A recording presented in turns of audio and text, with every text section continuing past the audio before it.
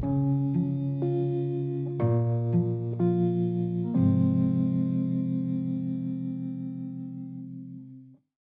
to the podcast. My name is Father Bill W. I'm an Episcopal priest living here in Austin, Texas, and also in long-term recovery. Celebrated 50 years last December. So good to have you with us. Purpose of these podcasts is to go deeper into the history, the spirituality, and the psychology of the 12-step programs. For people who just want to really go a little bit deeper and getting really good response from folks. Happy that you're happy with what you're receiving here. Would invite you, if you have not done so already, please go to our website. It's called Two-Way Prayer, TWO, Two-Way Prayer. And got a nice new video up there, how to do the practice, and a set of handouts that will guide you through it and kind of give you a taste of what they were doing back in the Oxford group and in the very early days of AA. Also invite you to go to our new channel.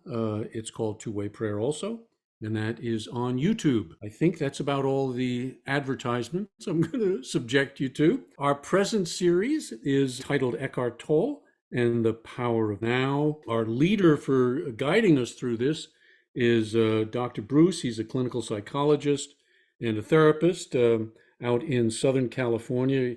Dr. Bruce got his PhD from Duquesne and teaches at the Department of Religion and Spirituality at Loyola Marymount University. Also in long-term 12-step recovery himself. Bruce focuses on contemporary spiritual writers, including our subject Eckhart Tolle, and his contact information is in the show notes.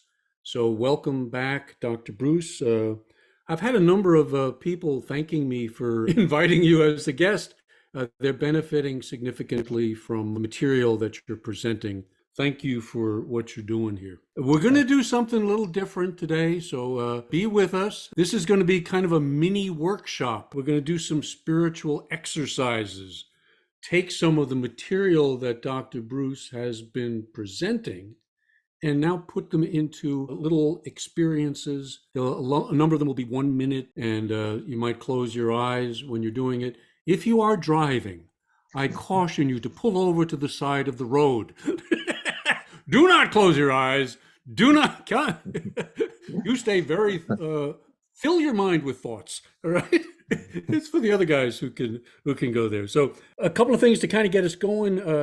Dr. Bruce sent me an outline, and there are some themes that we're going to be looking at. And first is, what is the purpose of these practices? What is that? Why are we doing these, Dr. Bruce? Okay, so like many spiritual practices, the practices are ways, and the 12-step vision would be contacting and connecting with our higher power.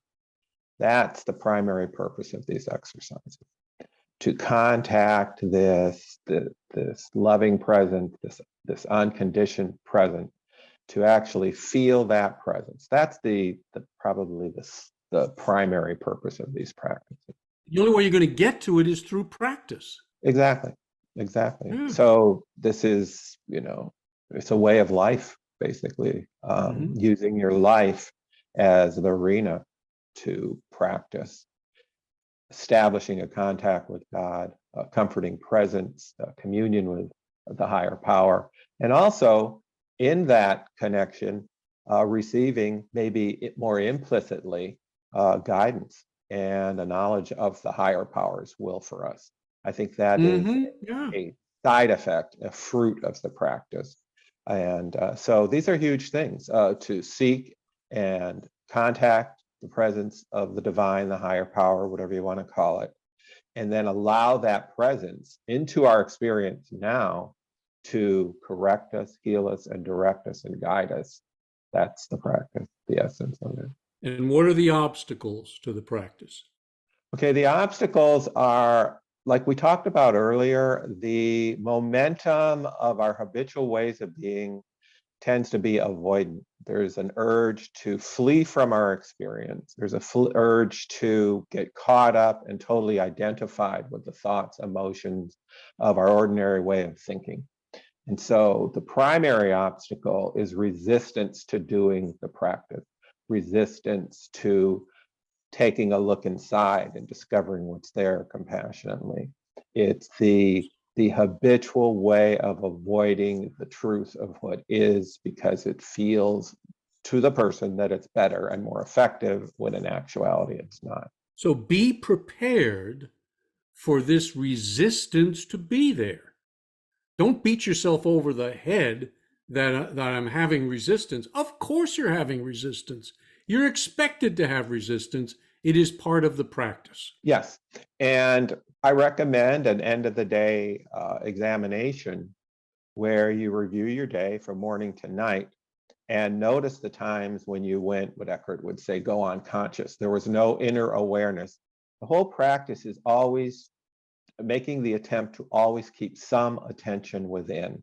And if we do that, we keep, even if it's a feeble, but a connection and contact with this serenity making, constructive energy of the higher power. You know, progress, not perfection, but we need to aim. Remember, the aim of this practice, ideally, is to eventually become so devoted to this practice that most of the time, or much of the time, you have some attention within on the breath and how the body's reacting to life, on your thoughts, whether they intensify suffering or not. So it's this constant activization of the witnessing presence to monitor and free us from being ensnared in habitual ways of suffering or ineffective behavior or selfishness. It would be the Buddhist practice of mindfulness, or the 12-step practice of watchfulness.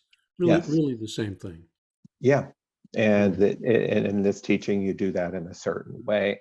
And they're really not unique. Other traditions have these what they call seeds of contemplation. But again, the important thing is to understand and believe their efficacy and then fight like hell to actually do them and to free yourself Right. from the tendency to not do them. Yeah. The great benefit is increased mindfulness, increased connection, increased peace, because there's always an opportunity to choose that. For me, through self-observation, the big benefit of practice is taking a state that is unpleasant, that is a form of suffering, and by doing those practices, the disturbance is quieted, and we access a deeper dimension that is more peaceful, that is more serene. Why? Because it's connected to the higher powers piece. Right. So the greatest benefit is liberation from the unhappiness that is triggered by other people, life, or your habitual psychology. So the greatest benefit is liberation from unnecessary suffering in the present moment. And if you do these, and hopefully in these 1-minute practices, you can sense that even just doing this practice for a minute, you begin to see an alleviation of the intensity of any unease that you feel now. So step 10 is watching yourself, but it needs to lead into step 11, which is the prayer. If you're just watching yourself, my God, talk about self-centeredness, you know? That's right.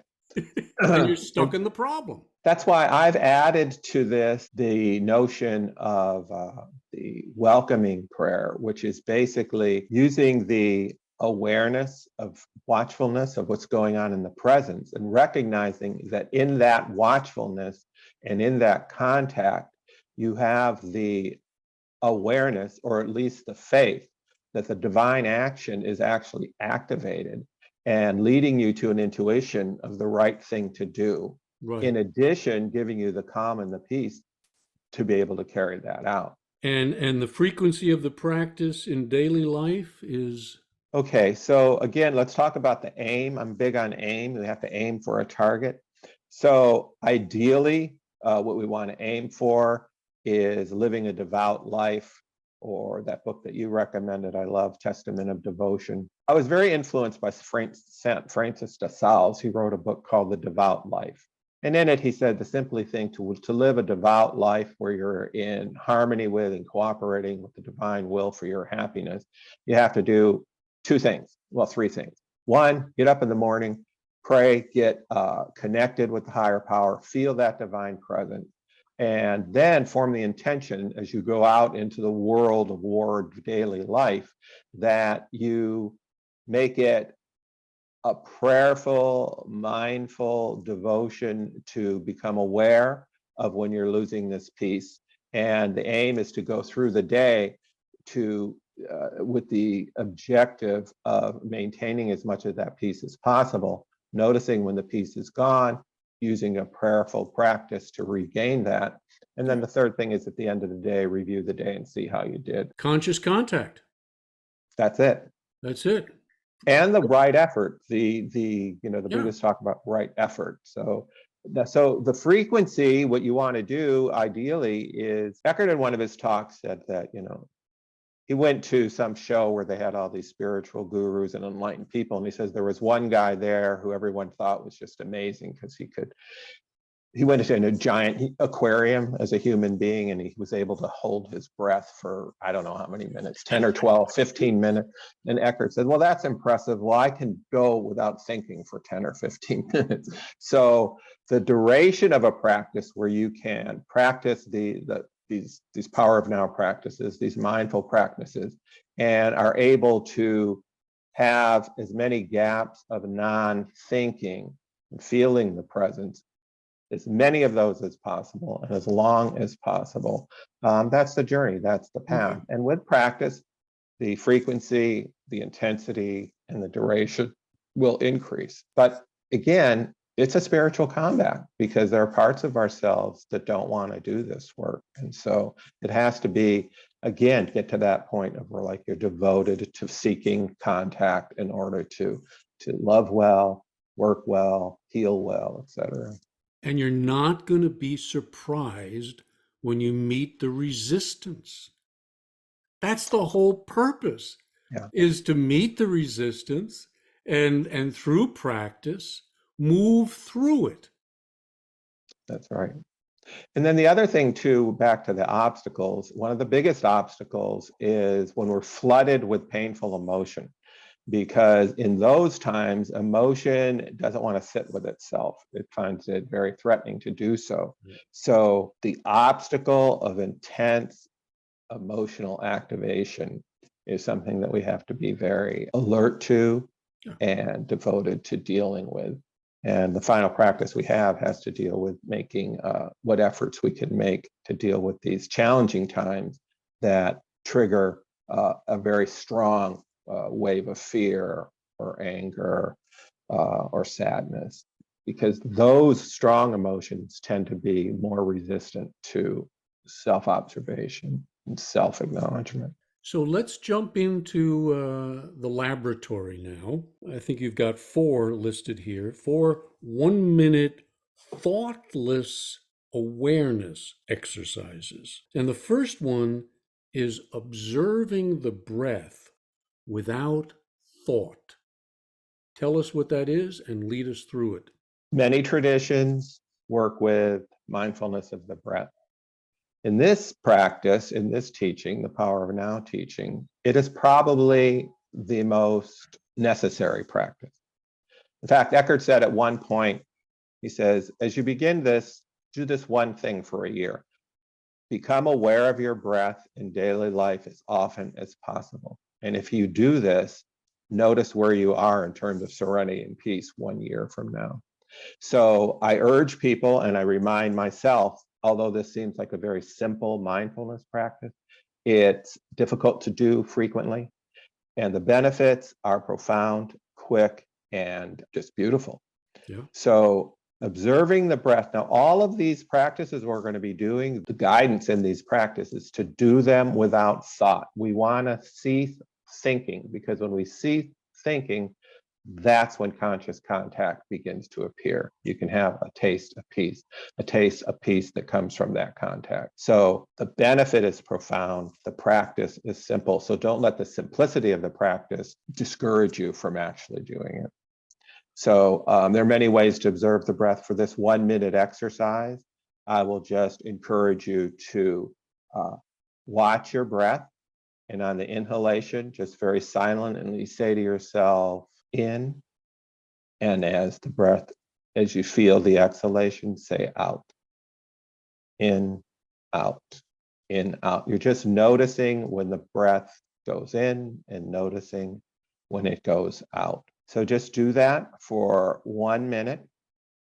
The key is if thinking comes in, you return back to watching the breath and silently saying in, out, in, out, in, out. And then see how the effect that has. Usually you'll get a calming effect, and that's what we're going for. Okay, so let's begin.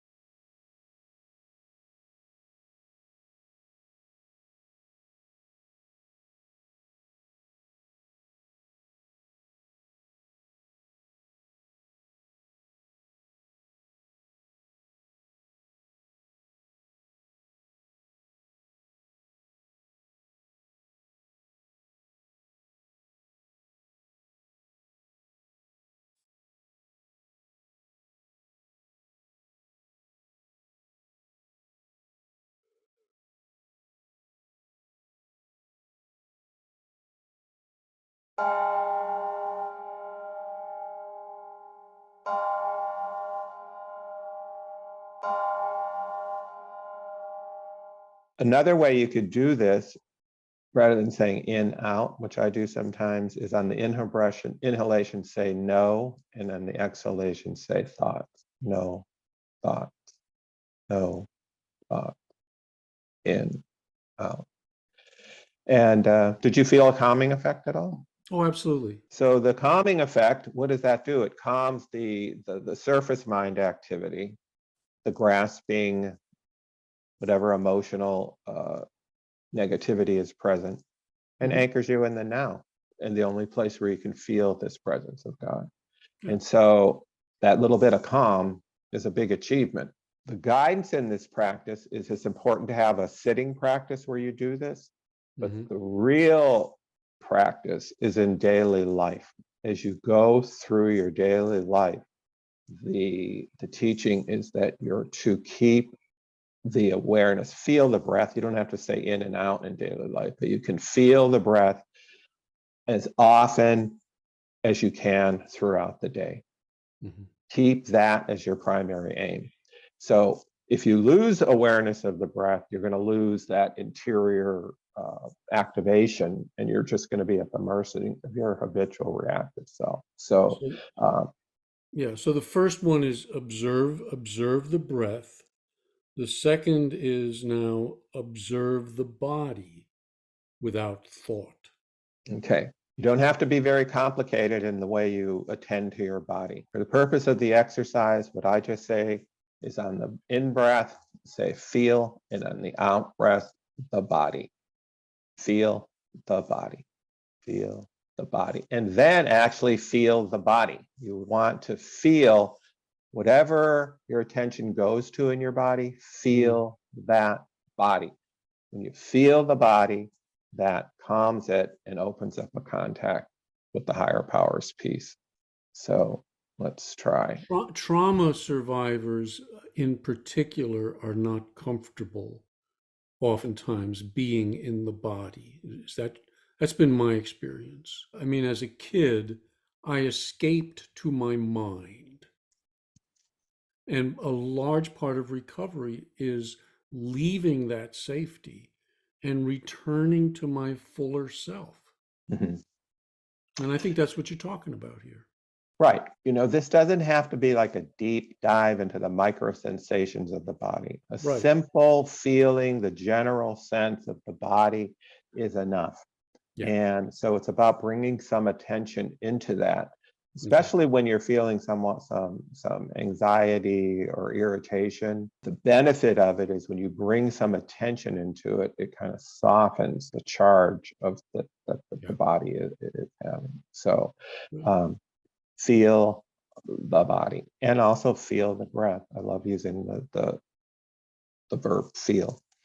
So let's try that. And again, if you start thinking about, wow, what's going on in my body, then don't think. You want to do this wordlessly as possible.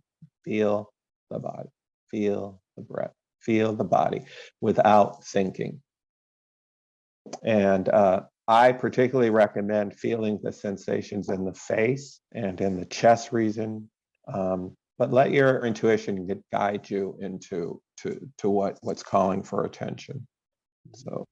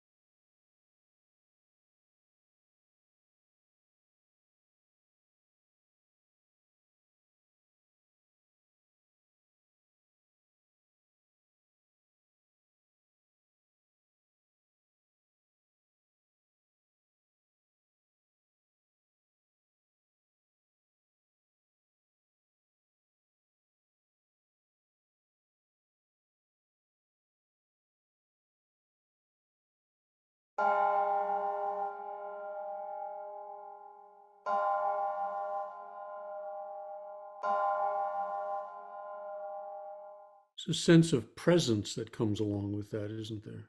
Right. These practices achieve stillness and quiet. And stillness and quiet are necessary conditions for feeling conscious contact with God. When the emotions are still and the mind is quiet, a realization of the actual presence of God or the higher powers living energy becomes available. And so don't make the mistake, again, that these practices are ends in themselves. They're means to feeling, a felt realization of the actual presence of higher power, leading us, comforting us, inspiring us in certain ways. So that's the deep purpose of these practices. Again, while we do these in practice in sitting times during the day and structured exercise morning and the evening, again, the real challenge is to, as you go through your life, to pick one of these seeds or objects of concentration, breath or feeling the body, as often as possible as you live moment to moment during the day. That's the practice. It's not enough. In fact, early on, Eckhart didn't have sitting meditation as one of his practices. He thought the main practice is do your 10 on the move. Practice is on the move, on the move, on the move. Keep some breath within. Feel the body from within, noticing what's going on within now throughout the day now. And it's a tall task. It's much easier to have a time of spiritual work and then go off and just. But you can do this while you're driving. You can do this while you're shopping. You can do this while I guess we'll get to this one later, but when something's irritating you, pull back. Pause when agitated. Yeah. In fact, he says that the most important times to practice is when a difficulty emerges in your life that causes an immediate unpleasant reaction. That is the opportunity to, in fact, the necessity of using these practices. So when you're going through your life, something happened and it triggers something in you. If you're doing one of these practices when the initial trigger occurs, you're going to be much more on the alert, and it's not going to be as intense, the reaction. If you do it after you've been impacted and suddenly wake up, it'll take a little more time. But again, it does soothe you, calm you, regulate you so that you can have a way to serenity, which you wouldn't have otherwise. This next one will be familiar to those who are practicing two-way prayer: listening without thought.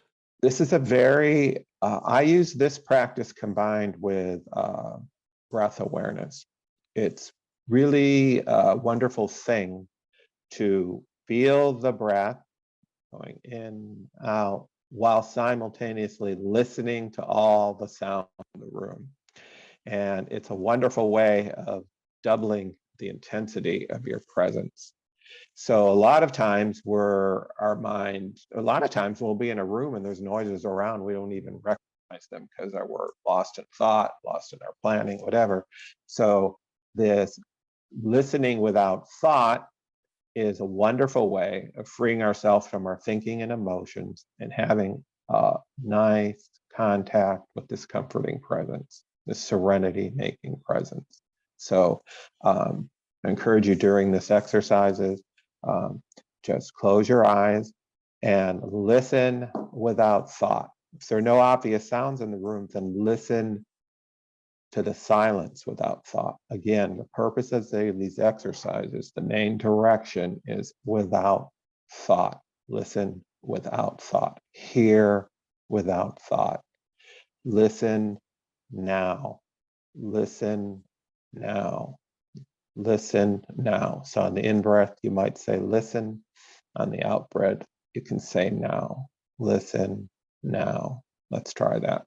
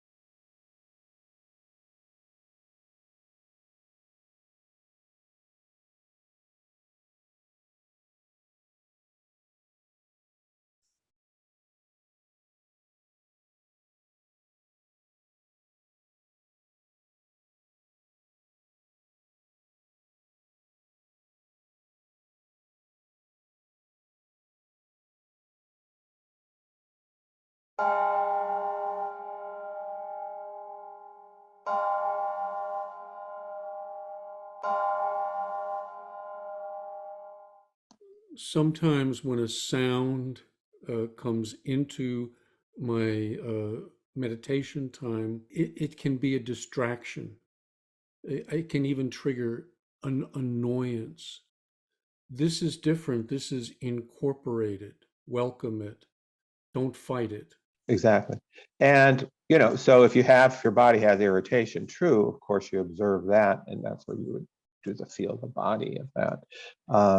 So whatever crops up now is food for self-observation and feeling realization. Yeah, this is a welcoming it without deceiving yourself that your emotion might be having a reaction as well. So now, again, this is important for these are practices on the move. So you're out in daily life. Let's say you're unconscious. You have no attention within on your body, on your feelings, on your thoughts, on the sounds around. best way to become present and feel the connection or the comforting contact is to feel the breath, feel, breathe now, listen now, feel the body now, feel it, hear it, breathe it. And then you're suddenly in the present, and in that presence, you're liberated from the superficial agitation that's dominating your scene. So when you're on the LA freeway and people are banging their horns, you can just welcome it and be peaceful about it, or fight it. We stop fighting everything and everyone. Yeah, so we can't BS ourselves because we have a lot of Yeah. automatic reactivity. But if you're what I've found is that if I were in a state where I was thinking about where I have to get or some scenario in my head, then those sounds are going to be very irritating. But if I was driving with some connection with my body and my breath, when these impressions come in, the agitation isn't going to be as great, and it's not going to be able to take me over and dominate my experience. Or if it is, I can do a shift and kind of welcome the sound of the horn. I don't have to fight it. I don't have to fight it. So yeah, it's all about being friendly to life. Yeah, one of his practices, always say yes to the form that the moment is taking. Why? Anything else is just not going to work. And this is so important. This is so. I have a flashback when you said that to William James, because he was talking about drunkenness and where sobriety says no, no, no. And this is something addicts can really relate to. And the drink says yes, yes, yes. Mm-hmm. It's that inner state of being alive, of being free, of being present that we have to start to find within our recovery and not look to the drug to give it to us, which isn't going to last Right. at all. Yeah, it's exactly right. Yeah. Seeing without thought.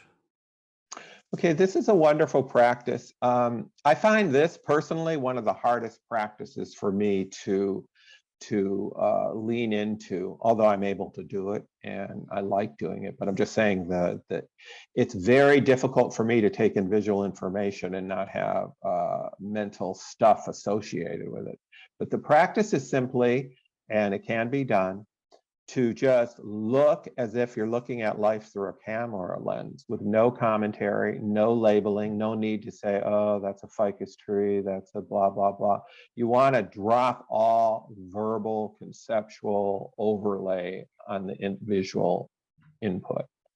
And again, when we do that, we'll be able to sense a calming effect and a nascent contact with that power that is serenity making. So a good practice, again, these are practices to do while you're out in daily life. Notice you're walking around, you're lost in thought, you're thinking about the future, you're looking at that, that's an ugly tree, that's a good tree, why don't they cut that tree, all this thing. And the practice is just look and see, look and see, look without thought, look without thought, and notice that effect that has on you. It's a peacemaking effect. So for the purposes of this exercise, just make your eyes really soft and look at something, and instruction will be just look, no commentary, just look. Try that for a minute. And again, if thoughts come in, you don't get depressed, you don't beat yourself up, you just go back to the practice, just look, because thoughts will come.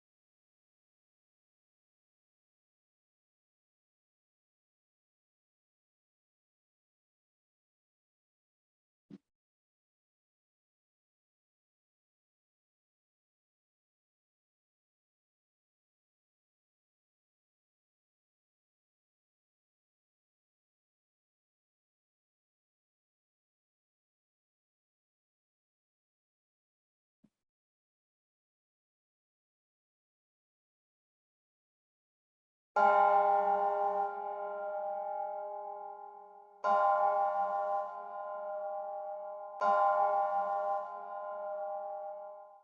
I was watching my Venetian blind, which was, it was okay. I tried not to judge it too harshly. There was some lovely light shining through the panels, which was pleasant. But then I also have a picture of two owls on the wall. I gave 30 seconds to the blinds, and then I shifted to the owls. Much more interesting. And I got to say, they've been up there for 3 years, and I never noticed the little fellows. Wow. Very, very, very. We joined. We joined. I joined with the owls. It's very nice. Yeah, yeah, it's a beautiful thing, man. It's a beautiful thing, man. Thank you, thank you. Hey, yeah. That was good. That was good. Next set. You got any more comments on that? You good? Yeah. So again, practice these in your sitting practice and your quiet time. And then again, the recommendation is that you pick one of these practices to use your primary practice as you go through the day. So work with the breath exclusively, primarily with the day if you choose that. Work with feeling the body. The recommendation is try not to do all of them at once. Pick one for the day. All of them lead to the same place. So find which ones work with you. Listening works for me, and feeling the breath works for me. More and more feeling the body works for me. So you have to experiment, but do one of them, for crying out loud. Right. Yeah. And you advanced students out there who think you can do all four Yeah, because you're yeah, so yeah, spiritually advanced. yeah. Listen to Dr. Bruce. We're just doing one at a time. All right, this next set is you're titling it Self-Observation Practice. And the first one is, Am I at ease? Much of this work is becoming aware of the quality and nature of your present moment experience. So one of the most helpful ways to motivate us to practice, to get in contact with our higher power, is to do little moments of inquiry, because that allows us to be real with what is. And so asking the question, am I at ease? Again, without having a lengthy verbal answer to it, just noticing whether or not you're at ease is enough. And again, as you notice and ask the question, am I at ease? Feel the breath or feel the body as you listen to your felt answer to the question. Asking the question is enough, but you can just say, am I at ease? Feel the breath, feel the body.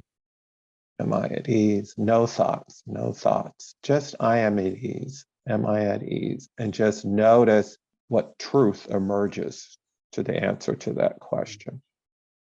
And, if you jump in, yeah, I'm great. That's okay. Try not to turn it into thinking. Just sit in thoughtless awareness with that question. Am I at ease? See what happens when you're done. Okay, let's try that for a moment.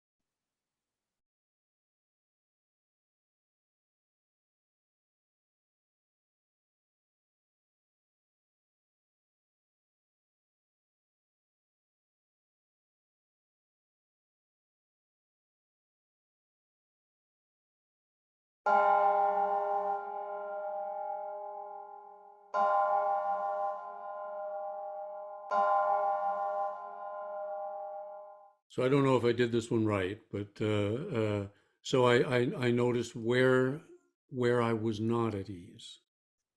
I noticed a tightness in my face, and consciously, after noticing that, kind of let go of it a bit. Beautiful. Yeah. Moved to my eyes. Secondly, it was, I could feel it there. Let go, let go. Okay. Yeah. That's wonderful work. The asking, am I at ease, and then focusing on becoming aware of the body, which will show the unease, is really good work.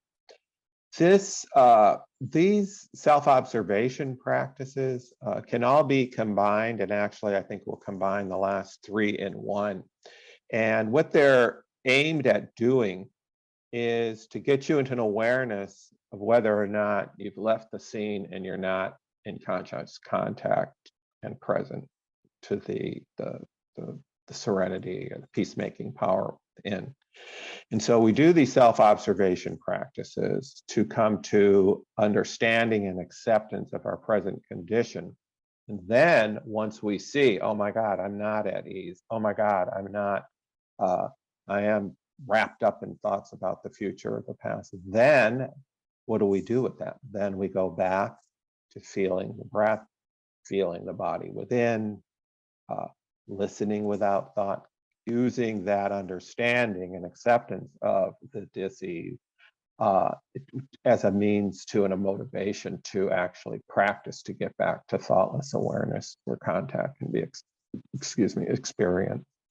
So, so a lot of times we'll be totally unaware of the fact that we are in a state of identification, lost in thought, lost in kind of a negative habitual way of being. And these observation practices alert us to the fact that we're way off track. We're lost in time, lost in thought, lost in emotion, lost in desire. And it's a wake-up call to return back to what? This thoughtless awareness of the breath, thoughtless awareness of the feeling, which stills us and allows us to feel that presence of God. It's bringing us back to now with a capital N. Correct. Because in the now is where I'm going to meet the divine, by whatever name you call it. Yeah, 3 points here, and we will put all of this lab work into the show notes so you guys can access it and download it and put it into practice. So here's what you listed. Am I treating this moment as a means to an end? That's one. Have I been thinking of the future or the past? That's two. Am I wanting to be somewhere other than where I am now? Watching for this. These are powerful questions that alert us to the fact that we're lost in thought. We actually have no contact with presence, the only place where we can feel the presence and comfort and guidance of our higher power. So these are wake-up calls to say, oh my God, I've lost presence, I've lost contact, I've lost my right aim. And then with that recognition, like the prodigal, I use the prodigal son in all my thinking a lot because the mind is a prodigal, always wandering away, and we got to bring it back, bring it back, bring it back. And every time we do bring it back, we get greeted with a holy kiss. So yeah, so the self-observation practice alert us to the fact where we're going unconscious and we're becoming swallowed up in peace-wrecking, suffering increasing ways of being. I also wanted to say something about, I came to the realization where it says notice that when you're thinking about the future, oftentimes it increases suffering. I came to the realization that, Descartes says, I think, therefore I am. The real experience for me is I suffer, therefore I think, therefore I suffer. The majority of thinking is comes out of suffering and goes into suffering and increases suffering. So when we're dropping thought with these practices, we're severing that link between thought and suffering. And that is why we do it. And that is why these practices are powerful. So when we're worried, you're thinking worried thoughts.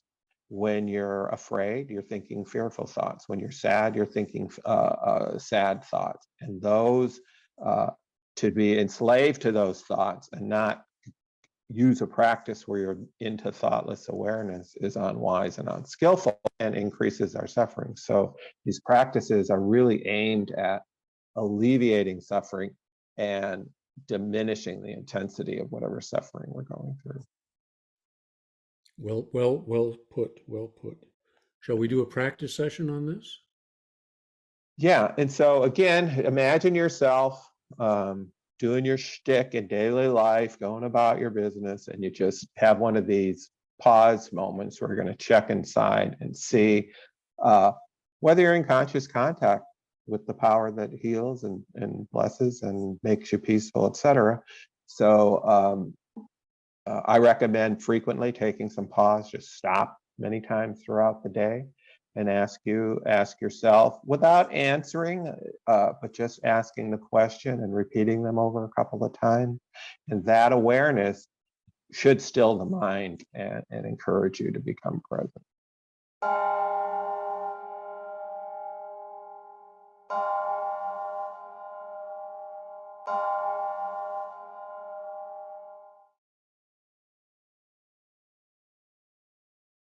Am I at ease in this moment?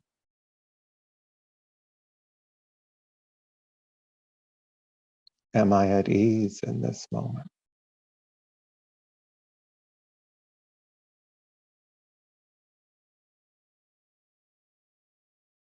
Am I treating this moment as a means to an end rather than an end in itself?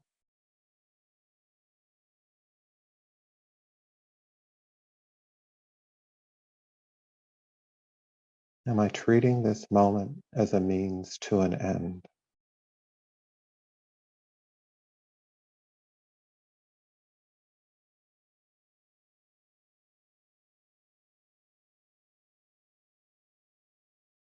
Have I been thinking of the future or the past?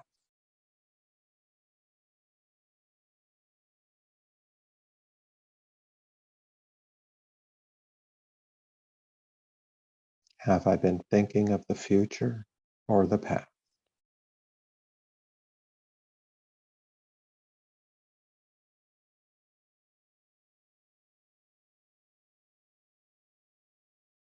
Am I wanting to be somewhere other than where I am?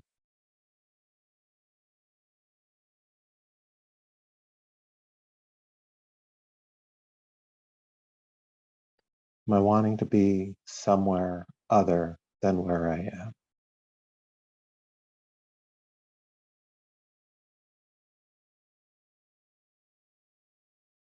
Breathe now.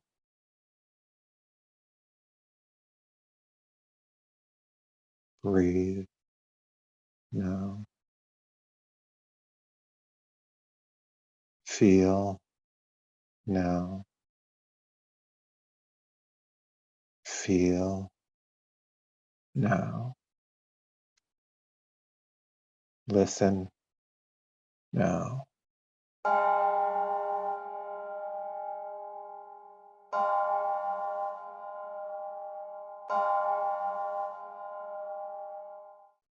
I caught myself thinking of eternity as a long ass future rather than a now.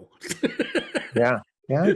And brought myself back. Well, that was really helpful, and thank you for leading us through those exercises. I got a lot out of it, and I think all of our listeners will as well. I want to conclude now with something that you're calling the welcoming exercise, the welcoming prayer. Speak about that and see if you can't lead us through that one as well. Okay, a wonderful way to deal with especially our difficulties in life when something comes up, is to do what some call the welcoming prayer. And this is simply a process by which you aware of how your present experience is affecting you. And so you do a little inquiry practice and saying to yourself, how is life affecting me in this moment? What conditions are difficult for me in this moment? What people in my lives are difficult emotion to come up in now? And you settle into an awareness and acknowledgement and an acceptance that these situations and conditions are affecting in you ways that are interrupting your peace and disturbing you. So the first movement is to acknowledge that there are conditions in your life, people in your life that are contributing to a loss of peace and an increase of suffering. And you compassionately acknowledge that without trying to change it, but you welcome it. You welcome the awareness that in this moment, this situation, this condition, this person is eliciting in me some difficult form of suffering or unhappiness.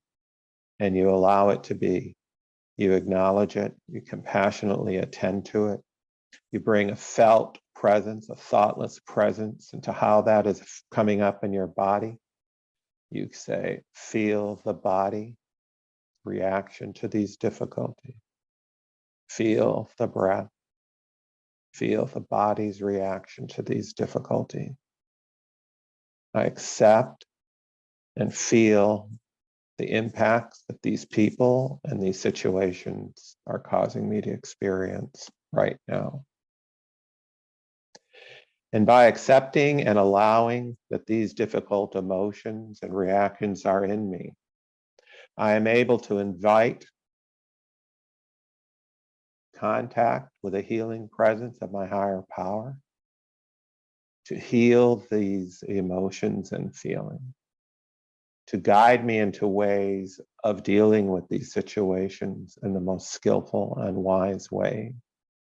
And I now surrender and believe and acknowledge that my higher power is working in me in this moment, healing me, soothing me, guiding me, and leading me into a state of peace and forgiveness, knowing that all of this suffering, if I remain in conscious contact with God, will educate me and increase my faith and devotion to the healing presence within me that offers all. All I need to do is accept my suffering, surrender it to the healing presence that can do for me what I cannot do for myself. I trust this presence. I believe in this presence. I feel this presence. And I go forth knowing that the presence of wisdom and love is guiding me and leading me and blessing me in every moment just now. Amen. Yeah, so that is a way of acknowledging what's there, getting silent enough to feel the reality of it. And in that quiet and stillness and acceptance, contact with the healing presence that can do all good things is activated and allowed entry into our experience. If we don't acknowledge what is, we can't allow the healing presence of the higher power into it.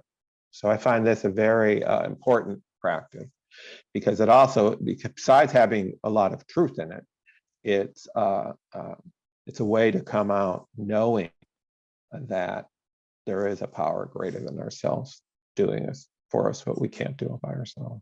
Right. To me, this is steps 10, 11, and 12. Yeah. And we call them maintenance steps as if it's like changing your oil or something at 5,000 miles. This is a way of life. Yeah. It's watch, Yeah. pray, act. Yes.